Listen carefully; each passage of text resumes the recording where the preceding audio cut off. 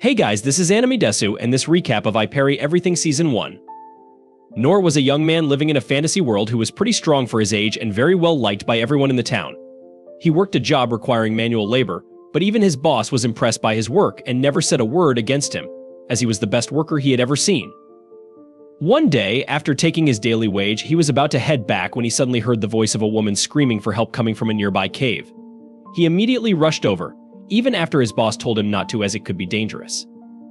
He ignored everyone's warnings and entered the cave, only to see a girl wrapped in magical barbed wire while an adventurous party faced off against a giant demonic bull. Ever since he was a child, Nor always had to take care of his mother and the household, because his father never came back. But he took it like a champ and started taking care of the house. His mom was sickly and mostly bedridden, so he made hot soup for her to drink while covered in soot and told her that he was going out to hunt some rabbits so she could have some protein for dinner. His mother cleaned his face while apologizing for not being able to give him anything in life, but Nor put on a brave face and told her he didn't need anything anyway. Later that night, he prepared a hearty rabbit stew for his mom, but when he came back to feed her, she had already passed away. Now, poor Nor had no one to call family in this world. He buried his mother outside the house but decided that he couldn't be weak and cry. He started living alone, tending to the garden, catching game, taking care of the farm animals, and studying inside his room after thoroughly cleaning it. He trained his body by catching wild fish, carrying heavy loads on the mountains, and eating lots of protein every day.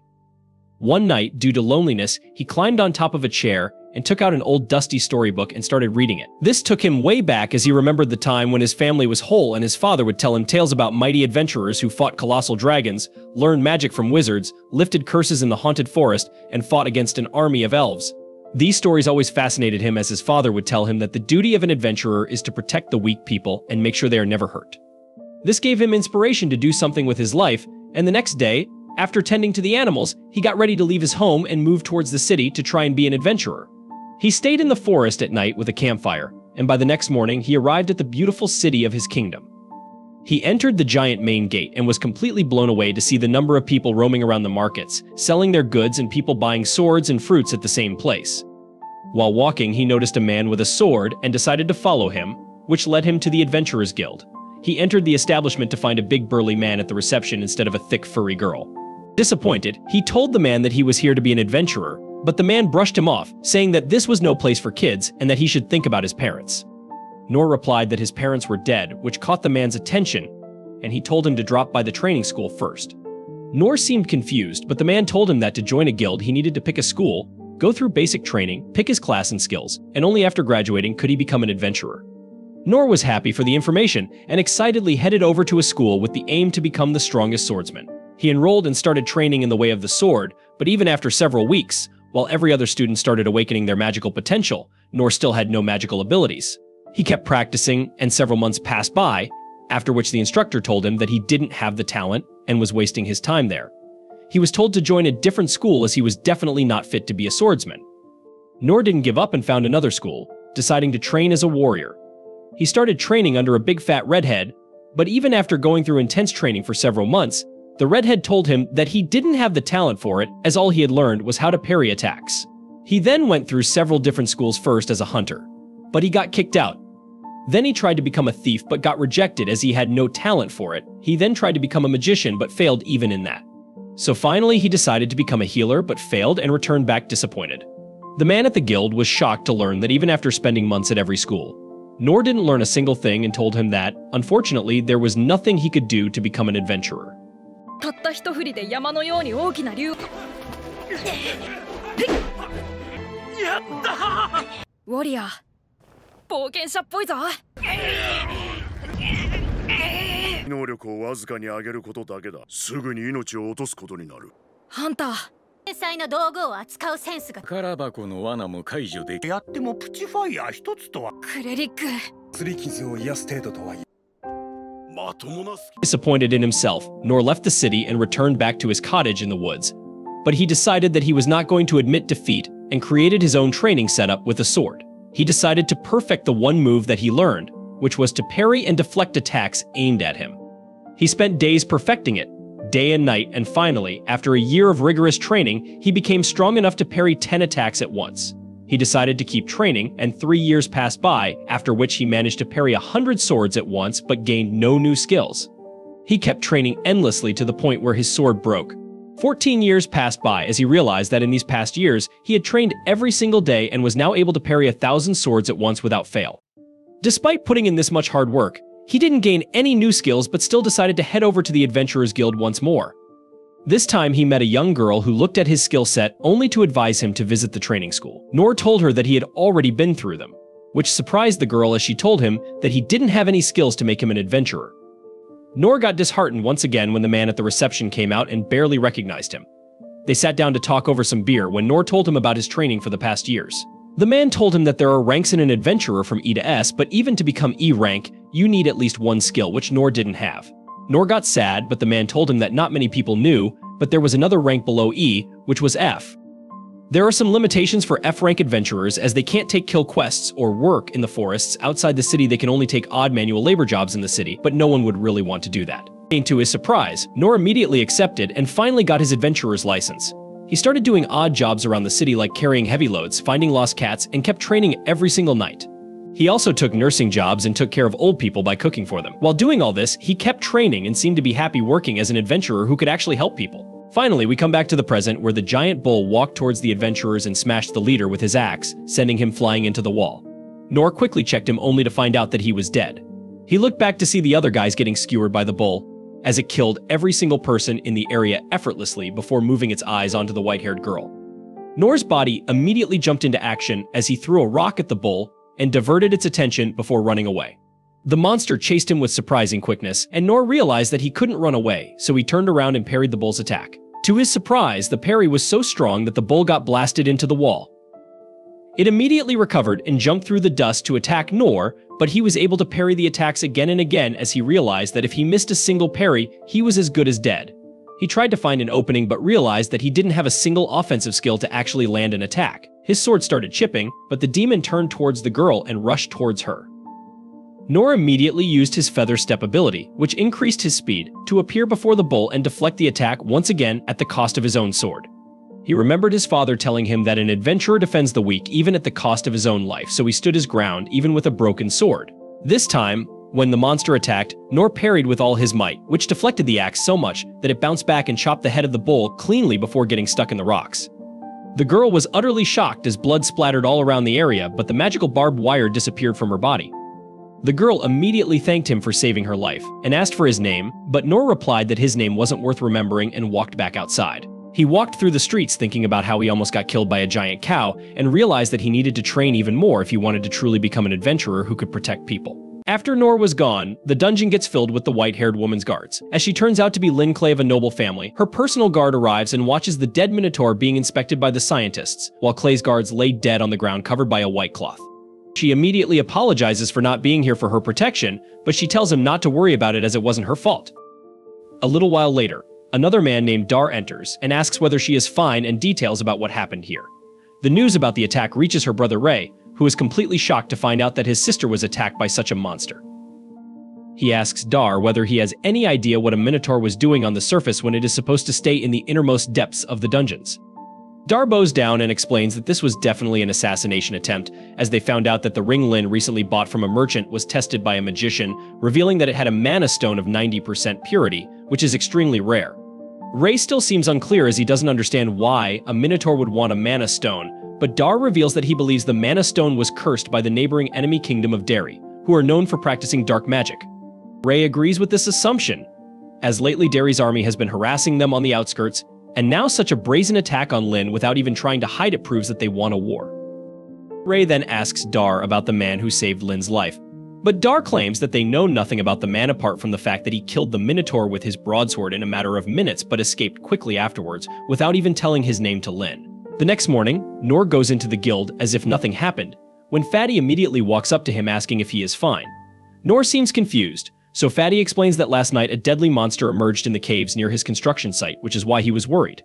Noor has no idea that Fatty is talking about the Minotaur that he killed last night, as he thought it must be a low-level cow monster since he managed to defeat it. Fatty tells Noor that he is lucky that he left beforehand, because even a former ranked adventurer like him couldn't have done anything against such a strong beast. Noor wipes the dirt from his face and wonders what kind of monster could it be that even a ranked adventurer is scared of it, and then thanks the gods that he only faced off against a giant cow. Noor asks what happened to the monster, and Fatty replies that some mystery man ended up killing the beast in a single blow, which really shocks Nor as he wonders how strong that man must be to kill such a monster, not realizing that he is the man Fatty is talking about. Later, Fatty gives him his pay for the day, but tells him to get a real job as well, otherwise he won't be able to earn much. Before he could reply though, a hooded figure appears behind him and calls him out. Nor turns around only to find the white-haired girl he saved yesterday and asks how did she find him. She apologizes for following him, but claims that she used her long-distance detection skill to find him. それでその魔物はどうなったんだいいでな。そうかほらよ、昨日の畑まだまともな仕事なノール。まともな俺はもう3割増しぐらいで稼げてる。見つけました。やっとかとは思ったのですが、基本とするのは本来マジ程度のものです。そんなことはないだろう。 He asks whether she learned it from the thief schools, but she claims that she is from the magician branch but has equal skills in all the 6 branches.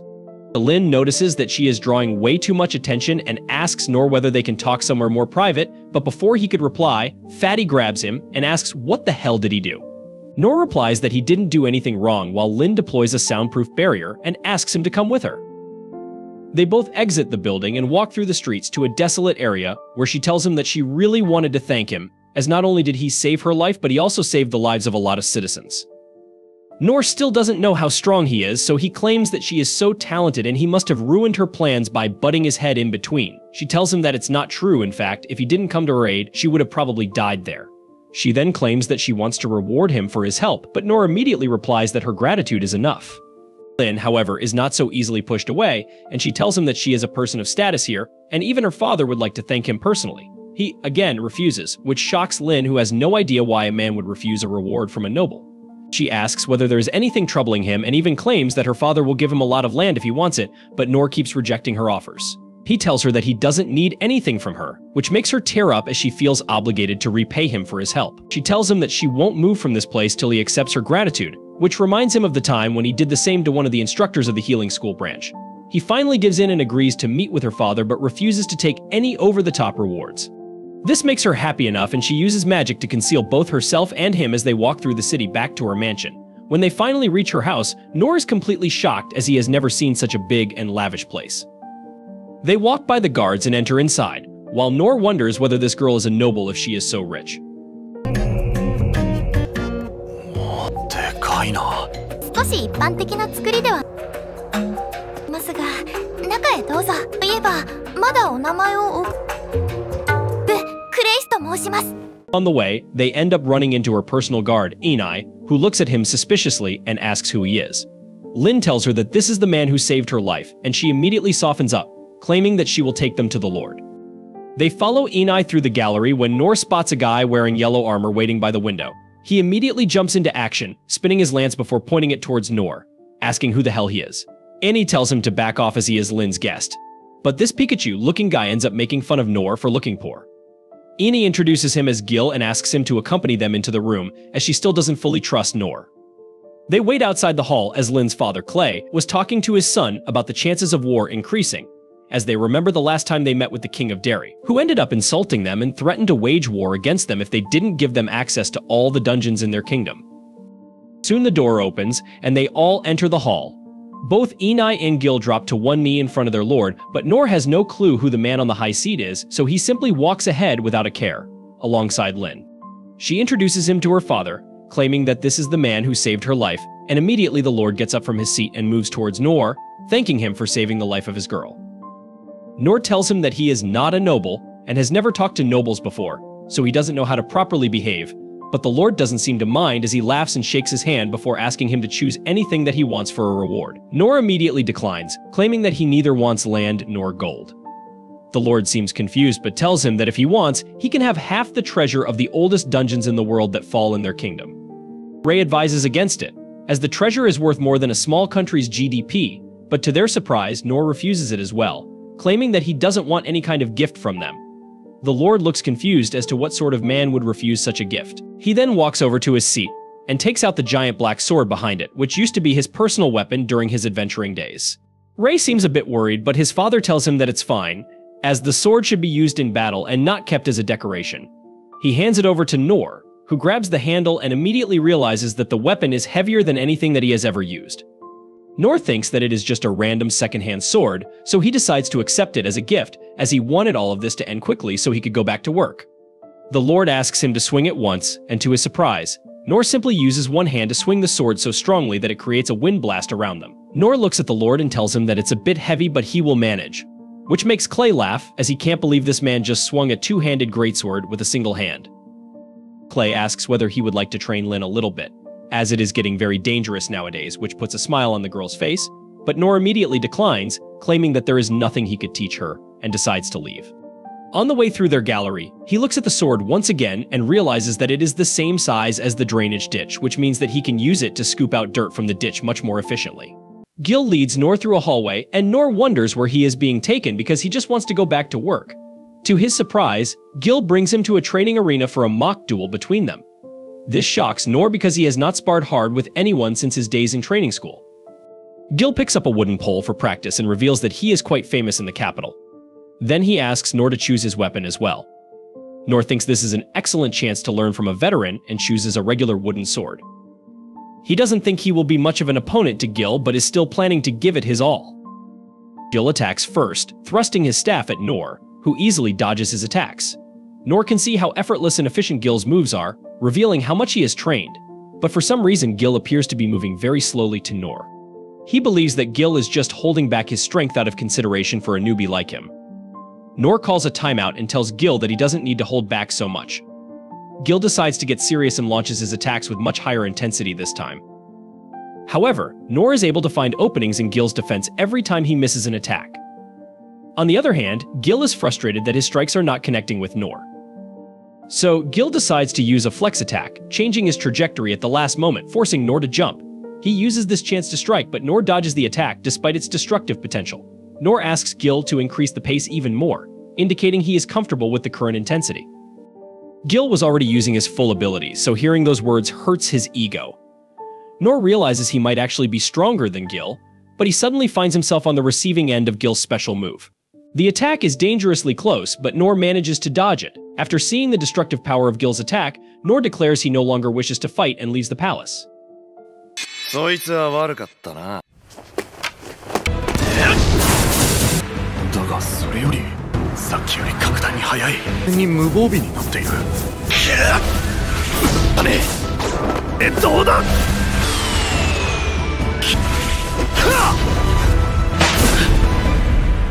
However, his skill causes an uproar among other knights who can't believe he could dodge their captain's special attack. Some speculate that Nor survived only because Gil was using a practice spear, otherwise, a genius like Gil could easily defeat anyone. Hearing these words takes the depressed Gil down memory lane.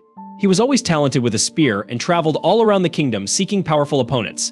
No one could give him a proper challenge, and Gil got bored. He joined the knights in the capital to fight monsters, but even they were no match for his strength and skill.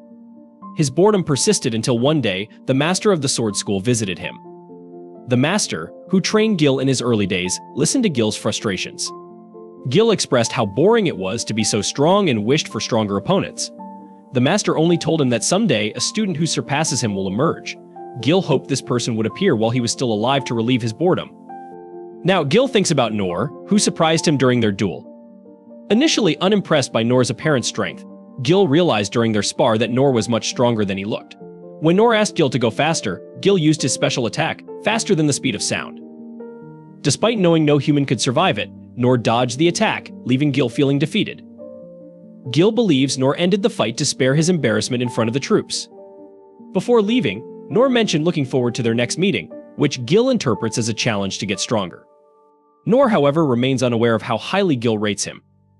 He used his skills to evade Gil's ultimate attack and realizes Gil adjusted the speed deliberately. Nor is grateful to Gil for showing him he still needs training. The next day, Nor cleans drains with the treasured sword from the king. He's stunned by its performance. Later, sitting in the forest after the construction site was suspended due to the Minotaur incident, he wonders how to pass the time and use the sword. He lacks resources for other businesses and finds his fire magic too weak for barbecues. Nor hears footsteps and finds Lin, who seeks him out. She asks to be his apprentice, eager to learn from him while serving him. Nor refuses, saying he cannot teach her anything and is self-sufficient. But Lin offers monetary rewards, but Nor declines. Lin insists, demonstrating her magic prowess with icicle lances and powerful fire spells. She cuts down a tree with a dagger and blasts a tree behind, Nor with a magic sword skill. Lin believes Nor will accept her as an apprentice after this display, but he still refuses. He realizes Lin overestimates him and wants to show her he is not as skilled as she thinks.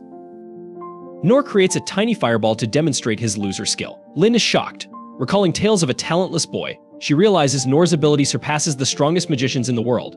She concludes he is a peerless master in other branches too. Ashamed of her pride in her recent skills, Lin sees Nor as someone who doesn't boast and helps others with even mundane tasks. As a future princess, Lin believes she must learn from Nor to lead the kingdom alongside her brother. She reaches out to Nor again after dinner, asking him to be her master. Troubled, Nor just wants to go home. Meanwhile, Lin's elder brother Ray is in his office, wondering why his father chose to give away the legendary black sword to a complete stranger. He recalls how his father ventured into the dungeon in his youth, along with the masters of the 6 job schools.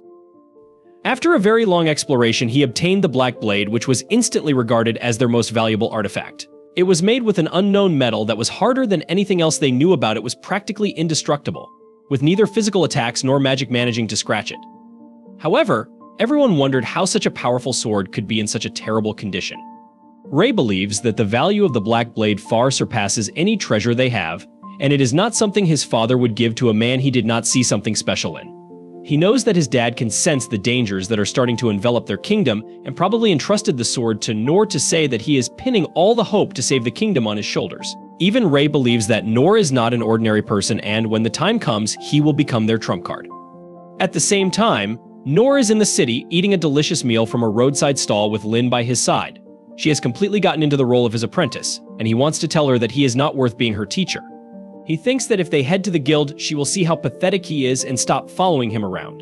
Once they reach the guild, the fatty immediately questions Nor about why he is with a princess. Nor says that it is complicated, so Fatty decides to let them have their privacy, even though Nor badly wants some advice from him.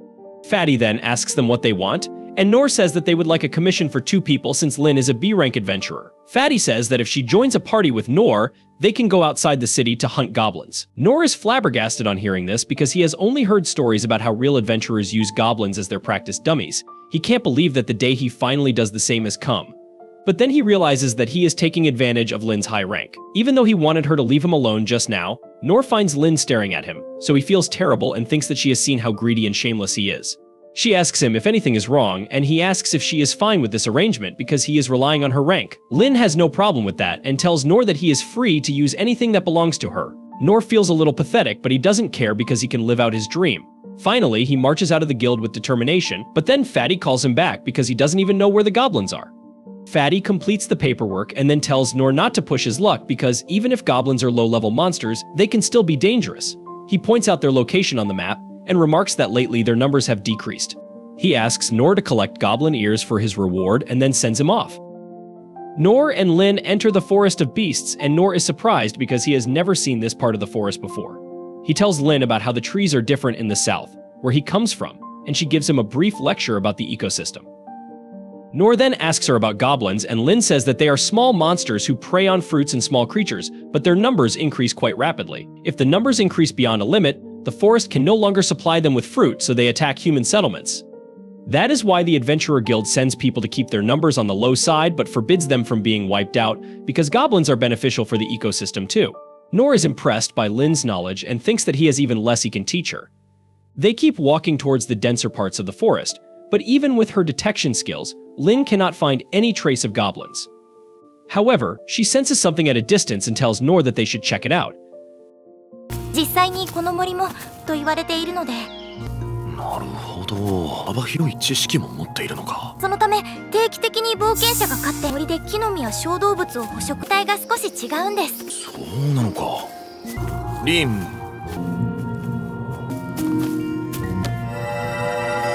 やはりいませんね。The deeper they go into the forest, the darker it becomes, and the mist surrounding them also begins to thicken. Once they reach the spot where Lin had sensed the monster, they find nothing. She remarks that the presence of the monster simply vanished, but Nor senses something unusual in the rustling of the leaves. He looks ahead and finds the half-eaten body of a goblin floating in the air, and it suddenly falls to the ground.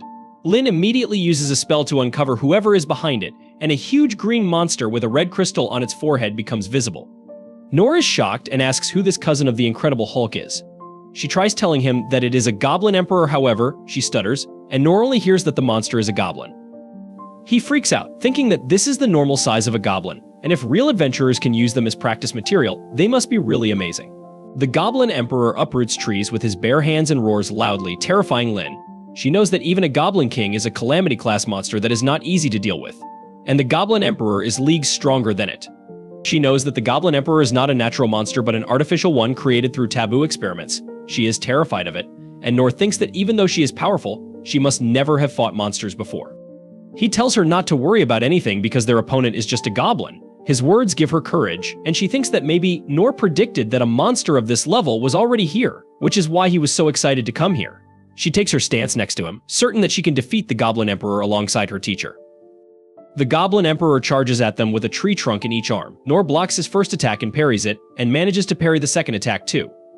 After that, the goblin emperor tries to push him into a corner with brute force, but Nor still overwhelms it with a parry. This disbalances the goblin, and Lin tries hitting it with wind and ice magic, but the goblin is remarkably agile and dodges all her attacks.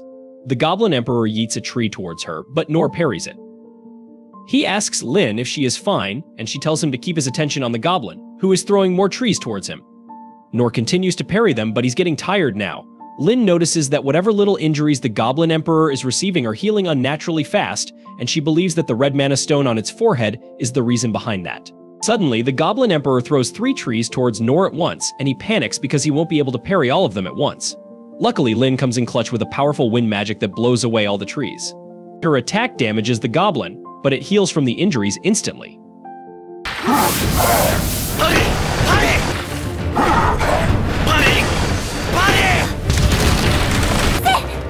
額の魔石、あれを取り除けばなんとか。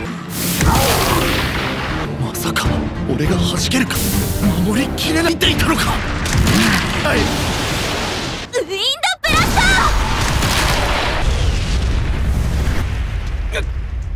Now, Lin is certain that they need to get the mana stone out of its head to defeat it, but Nor doesn't think they can manage to do that. Suddenly, he gets an idea and asks Lin to shoot the powerful wind magic from earlier at his back. She warns him that the spell is powerful enough to tear castle walls, but Nor plans to take the blow using his black blade so that he can accelerate towards the goblin emperor faster than it can react. Lin agrees and shoots his back with a powerful wind blast. Nor is sent speeding ahead, and despite using the physical enhancement skill, he still breaks a bone. He dodges the tree thrown at him by the goblin and then quickly heals himself before jumping high up to deliver the finishing blow. The goblin emperor tries attacking him with a tree, but Nor's powerful strike cuts through the tree and hits the mana stone on the goblin's head. The mana stone pops out of its socket, and the goblin screeches in pain as Nor is sent rolling on the ground. He gets up and sees the goblin writhing in pain, and then Lin comes to him with the mana stone she has safely retrieved. Nor then asks her if she can deal with the goblin by herself now, and she accepts his request. He doesn't feel good seeing the suffering monster, so he asks Lin to make it as peaceful as possible. She affirms and then, ironically, proceeds to burn the goblin emperor to death. Nor pays the monster his sympathies, and then thinks that he has had enough of goblin hunting for a while. He thinks that he is still too weak to even face fodder-level monsters, so he should train harder before coming to the forest again. Later, the secret agents serving Ray bring the mana stone to him and report about the goblin emperor case. Just by seeing the purity and size of the mana stone, Ray knows that it is the work of the Magic Empire. He also learns that Lin and Nor managed to defeat the enormously powerful monster with just a few scratches. However, what shocks him the most is how a huge monster like that could be brought into their kingdom without their guards and Secret Service noticing it. He asks his agents to look out for such irregularities across the nearby cities and dismisses them. At the same time, Nor and Lin are reporting to Fatty at the guild, who asks Nor how he feels after his first monster hunt. Nor is still holding fast to the belief that he just fought a normal goblin, so he tells Fatty that it was harder than he thought it would be, and they only won thanks to Lin. She becomes a fan of his modesty, and Fatty also thinks that Nor just watched from behind while the princess fought the goblin. He gets a bit suspicious on hearing about the red mana stone on its forehead, and asks if it was really a goblin. Nor turns to Lin for confirmation, and she replies that since her teacher called it a goblin, it was just that and nothing more. Fatty is content with thinking that it was a rare monster, and then asks them to hand over the proof of their kill. Nor and Lin suddenly realize that they forgot to collect the goblin's ear before burning it whole. This is the end of I Parry Everything Episode 4. Thank you so much for staying on this channel and watching our videos. Don't forget to like this video and subscribe to our channel so we can keep you updated with our latest content. See you in the next video.